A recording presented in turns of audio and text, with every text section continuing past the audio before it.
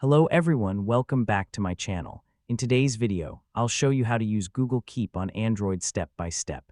This is the full guide for 2026, so let's get started. First, open the Google Keep app on your Android phone. If you're not signed in, sign in with your Google account. To create a new note, tap Take a Note at the bottom of the screen.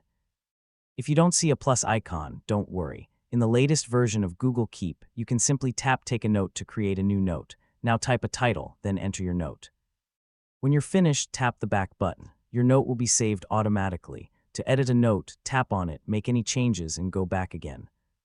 To change the note color, tap the palette icon and choose a color you like. To pin a note, tap the pin icon at the top. The note will move to the top of your list. To add a reminder, tap the bell icon and choose a date and time. You can also add labels, create checklists, insert images, drawings, and voice notes from the Options menu. To find a note quickly, tap the search icon at the top and type a keyword. To archive a note, open the note and tap the archive icon. You can access archived notes from the Archive section in the menu. That's how to use Google Keep on Android in 2026. Thanks for watching.